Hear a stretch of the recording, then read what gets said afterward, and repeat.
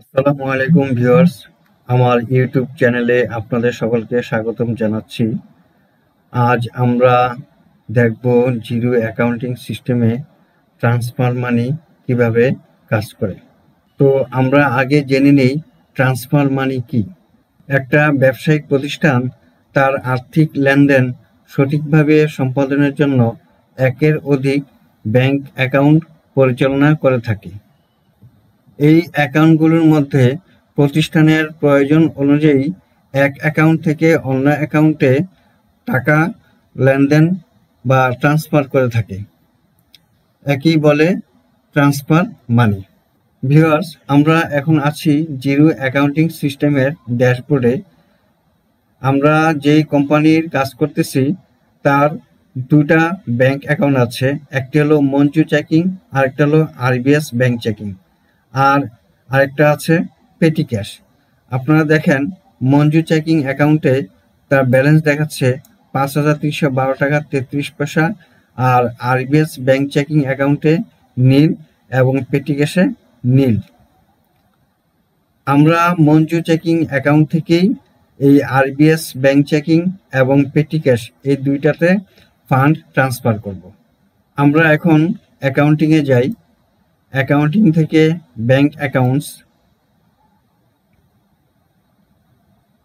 Bank অ্যাকাউন্টসে আসার পরে আমরা দেখতে পাচ্ছি ড্যাশবোর্ডের মতোই মঞ্জু চেকিং অ্যাকাউন্টে ৫,৩১২ টাকা ৩৩ পয়সা, আরবিএস ব্যাংক চেকিং অ্যাকাউন্টে 0, আর পেটি ক্যাশ দেখাচ্ছে 0।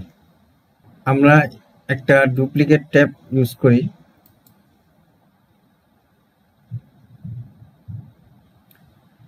দেখেন ব্যাংক অ্যাকাউন্টসে প্লাস ট্রান্সফার মানি দেখাচ্ছে একটা। এই ট্রান্সফার মানিতে ক্লিক করলেই আমরা দেখেন ট্রান্সফার মানি ইন্টারফেস একটা দেখতে পাচ্ছি।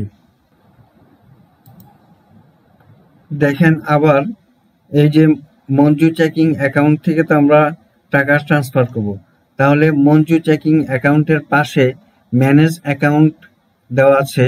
এই ম্যানেজ অ্যাকাউন্টের ড্রপডাউনে ক্লিক করলে আমরা এখানে দেখেন নিউতে যে ট্রান্সফার মানি দেখা যাচ্ছে। এই ট্রান্সফার মানিতে যদি আমরা ক্লিক করি তাহলে আবার আমরা দেখতে পাবো একটা ট্রান্সফার মানির ইন্টারফেস। তো যাই, এখানে একটা ট্রান্সফার মানির ইন্টারফেস দেখতে পাচ্ছি।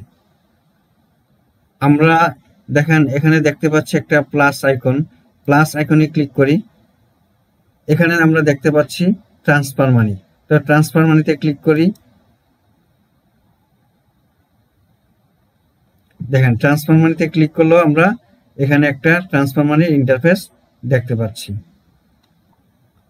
তো ভিউয়ার্স, আমরা দেখলাম ট্রান্সফার মানি ইন্টারফেসে তিনভাবে আসতে পারি। এখন আমি ফান্ড ট্রান্সফার করব, তাহলে ফ্রম মঞ্জু চেকিং অ্যাকাউন্ট দেব আরবিএস ব্যাংক চেকিং,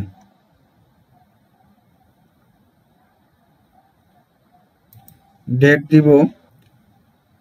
দিলাম 1 জুন 2025। ফান্ড ট্রান্সফার করব 1500।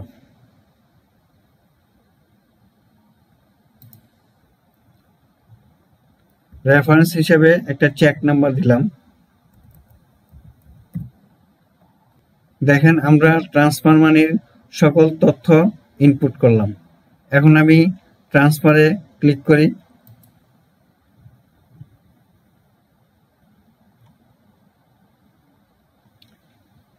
এই যে দেখা যাচ্ছে 1500 টাকা হ্যাজ বিন ট্রান্সফার সাকসেসফুলি। কোথায়? আমরা আরবিএস ব্যাংকে 1500 টাকা ট্রান্সফার করেছি। আমরা এখন অ্যাকাউন্টিংয়ে যাই। Advance, chart of accounts,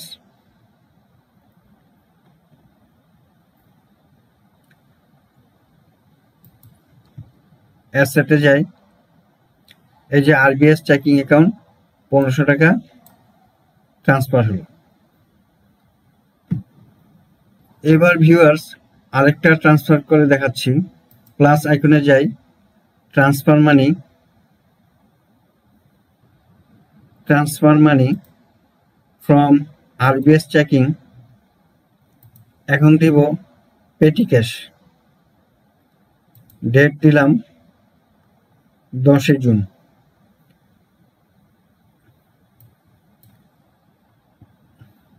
amount দিলাম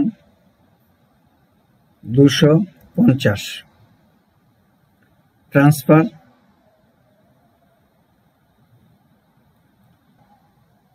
এখন পেটি ক্যাশে 250 টাকা আসলো।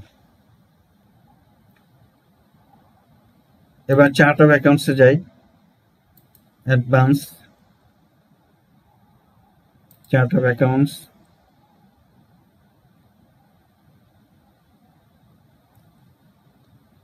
অ্যাসেট,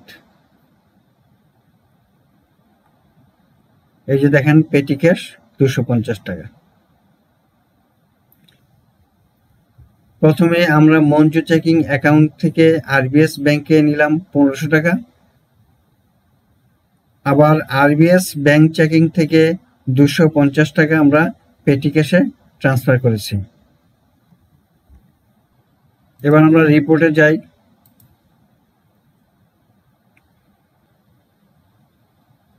ব্যালেন্স শিট,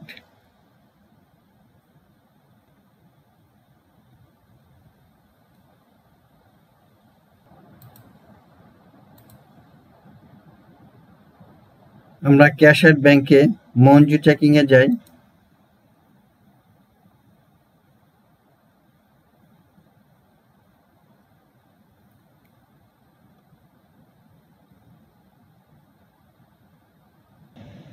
এই যে 1 June bank transfer from Manju checking to RBS checking account 1500 টাকা।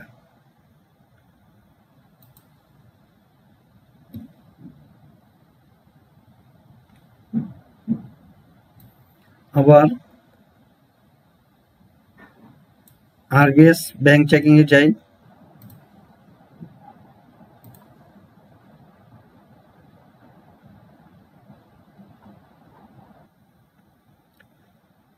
এবার দেখেন RBS bank checking 1 June 2025 bank transfer from Manju checking to RBS bank checking 1500 টাকা। আবার 10 June bank transfer from RBS bank checking to petty cash 250 টাকা। তাহলে RBS checking এ balance আছে হলো 1250 টাকা। এখন আমরা ব্যাংক অ্যাকাউন্টে যাই,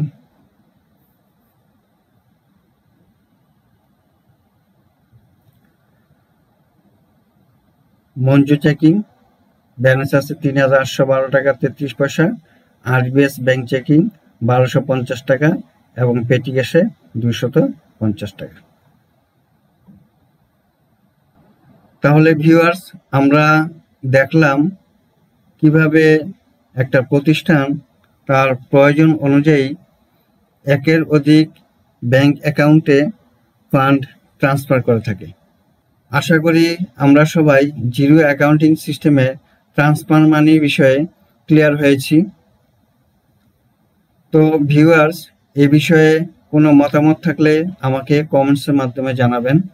আমার এই ভিডিওটি যদি আপনাদের ভালো লাগে তাহলে লাইক দিবেন এবং আমার চ্যানেলে সাবস্ক্রাইব করে আমার পাশে থাকবেন।